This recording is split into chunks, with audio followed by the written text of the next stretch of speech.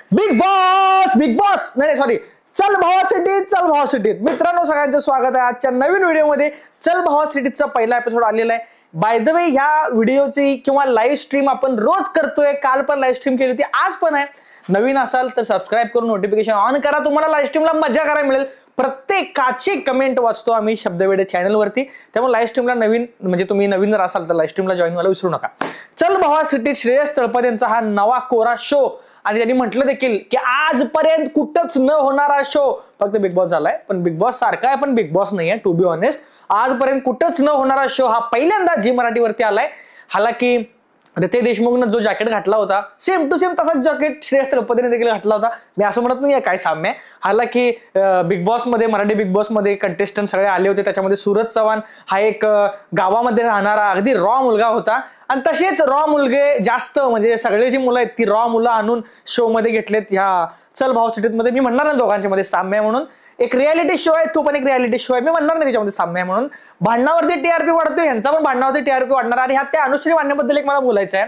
अनुश्री माने पहिल्या एपिसोड पासूनच जे लुक देत होती बाकीच्यांना जे डॅशिंग लुक देत होती त्यावरून 100% कळते भांडणं 100% होणार आहेत. त्यामुळे चल भाव सिटीत आणि बिग बॉस मध्ये साम्य भरपूर आहेत. हा पण एक वेगळा शो या कारणास्तव म्हणता येईल कारण चॅनलचं नाव वेगळं आहे. हे एकच त्यामध्ये वेगळं आहे असं मला वाटतंय. बाकी बघू, होप सो रोज टॉप पार्ट. पण शो खरंच चांगला आहे असं पहिल्या एपिसोडमध्ये तरी वाटतं मला. खूप एंटरटेनिंग होईल कारण खूप वेगवेगळ्या मूडवाले, वेगवेगळ्या विचाराची, वेगवेगळ्या डोक्याची अतरंगी सगळी लोक आहेत.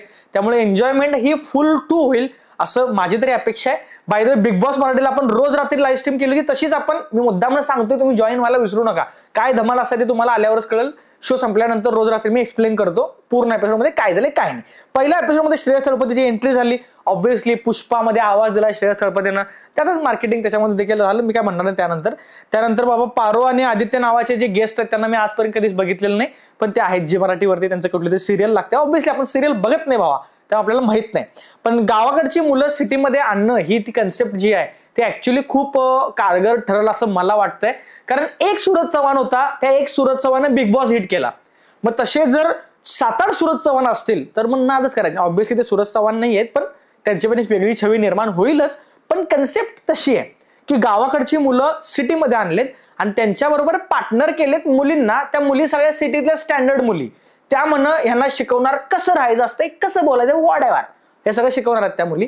त्यामुळं अशी कन्सेप्ट आहे की गावाकडची रॉ मुलं अगदी डॅशिंग म्हणू शकतो आपण तशी मुलं सिटीमध्ये आणलेत आणि सिटीमध्ये राहायला लावून त्यांना ह्या मुली राहायला शिकवणार आहेत. बाय द वे घर आहे बिग बॉस सारखं की नाही आहे, एकाच ठिकाणी राहायचं आहे की नाही राहायचं आहे काय माहित नाही. पण 99.99% तिथं कुठेतरी एक घरच असणार आहे आणि एकाच घरामध्ये सगळ्यांना राहायला नाही तर भांडणं कशी होतील.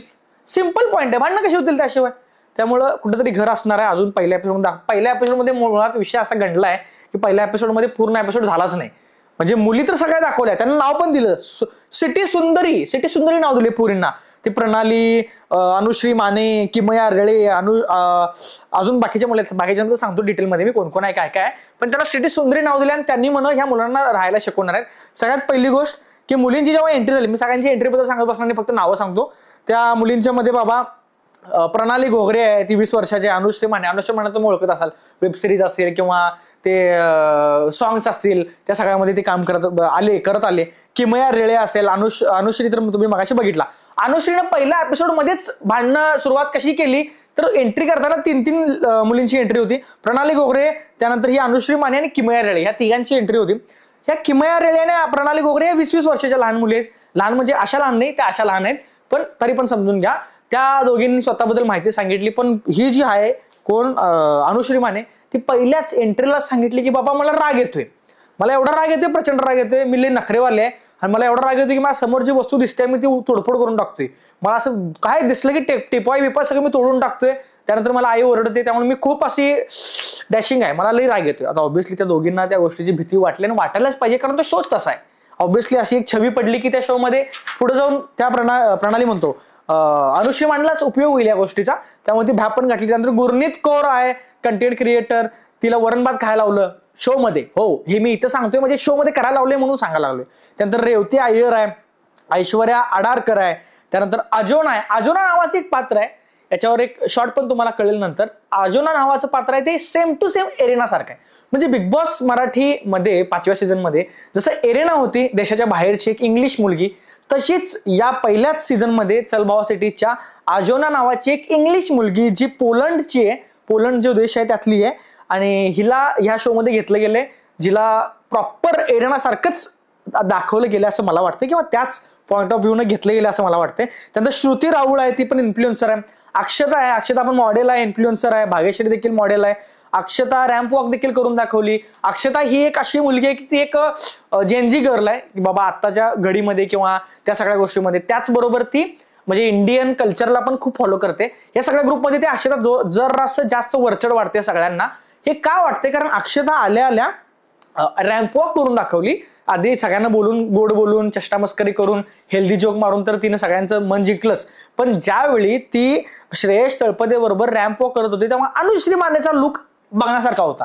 म्हणजे जे काय बघत होते, हा हिला काय येते, ही रॅम्प वॉक करायला लागल्या, मी याच्याशी भारी करते, मी काय हिला माहिती आहे काय, ही कुठली आली ही, अशा लेवलचं तिचा लुक.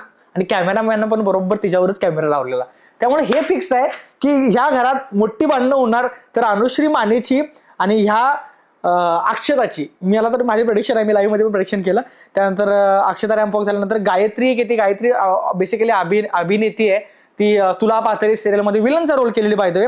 आणि नीता काजल, ह्या दोघांच्या बद्दल काय जास्त माहिती नाही, पण ते पण इन्फ्लुएन्सरच आहेत. त्यानंतर मेन एंट्री व्हायला सुरुवात होते. आता मेन व्हिडिओ आहे, आता मेन व्हिडिओ बघा. पवन गायकवाड, चल भावा सिटीत मधला पहिला मुलगा कंटेस्टंट पवन गायकवाड, हा एकदम भारी मुलगा आहे. म्हणजे पहिली एंट्री त्याची मला एवढी आवडली. तो वडर समाजातून येतो आणि डुक्कर पकडणं वगैरे जे काम असतं त्याला ते खूप आवडतं. आणि तो पूर्ण डिटेलमध्ये समजावलाय की डुक्कर कसं पकडलं जातं, किंवा ते घाणीमध्ये वगैरे डुक्कर असतं, त्यामुळे भरपूर लोक आम्हाला वाईट म्हणतात, पण आम्हाला त्याचं काही घेणं देणं नाही. आम्हाला गर्व आहे आमच्या कामाचा आणि ते आम्हाला आवडतं. आणि बेसिकली तो म्हणजे एवढा चांगला मुलगा आहे, अगदी रॉ विदाऊट फिल्टर त्याने अगदी मनापासून सगळ्या गोष्टी बोलल्या. तो येताना ते डुक्कर पकडायचा जो फासा असतो तो फासा पण घेऊन आला होता. पण जेव्हा त्या आपल्या श्रेयस तळपदेनं तो फासा त्या मुलींना विचारला, ज्या सिने तारक आहेत सो कॉल्ड, त्यांना जेव्हा विचारला की हे काय माहितीये का मुलींना, तेव्हा त्यातली एकटी म्हटली की ते कावड आहे, कावड, पाणी काढायचं कावड आहे म्हटली. एकटी म्हटली मासं पकडायचं आहे. म्हणजे ह्या मुली ह्याला शिकवणार आहेत, ह्यांचं काही ह्यांना माहित नाही आणि ह्या उठल्या त्यांना शिकवायला. ठीक आहे, मजा येईल बघायला. तर पवन गायकवाड हा एक असा मुलगा होता. तो त्याबद्दल अजून एक महत्वाची गोष्ट म्हणजे त्याचे आई वडील दोघंही एक्सपायर झालेत.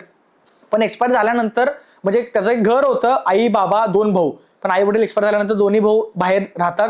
हा एकटाच त्या घरामध्ये राहतो, नातेवाईकांच्या घरामध्ये राहतो, इकडे तिकडे राहतो. पण एवढं सगळं दुःखाचं डोंगर कोसळून देखील तो जिद्द सोडला नाही.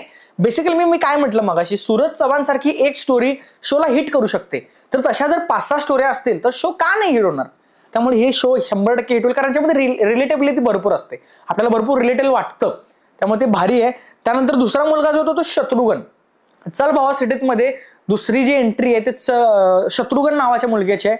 तो एक प्रकारे म्हणजे मी तरी असा मुलगा आजपर्यंत बघितला नाही. आपण आई वडिलांच्याकडून, आजा आजींच्याकडून गोष्टी ऐकायचो, म्हणजे ते कोणाला जर काहीतरी लागलं किंवा साप चावला किंवा काय जखम झाली तर पूर्वी काय करायचे, पूर्वी डॉक्टर वगैरे थोडीच होते.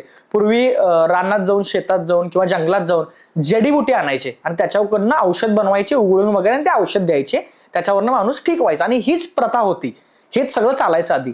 तर हा मुलगा शत्रुघ्न नावाचा आत्ताच्या काळात प्रॉपर जंगलात राहतो आणि प्रॉपर मी जे आता तुम्हाला म्हटलं, आपण आपल्या आई वडिलांच्याकडनं, आजांच्या आजींच्याकडनं जे स्टोरी ऐकत आलो होतो ते काम तो रिअलमध्ये करतो. हो, त्यांच्या गावामध्ये अजूनही कुणाला काही झालं तर त्या जखमेवरती, त्या आजारावरती, त्या गोष्टीवरती कुठल्या वनस्पतीतनं कुठलं औषध बनवायचं हे त्या शत्रुघ्नला अजून देखील माहिती आहे आणि तो अजून तेच काम करतो. मग ते झाडावर चढणं असेल, वेगवेगळ्या वनस्पती तोडणं असेल, मध काढणं असेल. बाय द वे तो शो मध्ये मध देखील, रॉ मध देखील घेऊन आला होता आणि श्रेयस तळपदेला वगैरे सगळ्या गेस्टना त्यानं खायला पण दिलं होतं. म्हणजे शोची कन्सेप्ट ही का मला भारी वाटली, कारण त्यांनी जागी जागी वेगवेगळ्या समाजात जाऊन, वेगवेगळ्या खेड्यात जाऊन अगदी रॉ मुलं उचललेत. त्यामुळे बघायला हे खरंच भारी असणार आहे. एक पॉझिटिव्ह इम्पॅक्ट खरंच या शोवरती चांगला पडणार आहे. त्यानंतर तिसरा मुलगा जो होता तो पंकज आहे. पंकज हा बेसिकली प्रॉपर शेतकरी रांगडा मुलगा आहे, पारधी समाजातून सॉरी आदिवासी समाजातून येतो आणि अजूनही तो शेती किंवा शेती किती महत्वाची आहे, शेती केलीच पाहिजे, किंवा मी आता यंग असलो तरी पण मला जॉब वगैरे किंवा त्या भानगडीत न पडता मला शेतीच करायची आहे, शेती किती उपयोगी आहे हे सगळं डिटेल त्यानं त्याच्या एंट्रीमध्ये सांगितलं.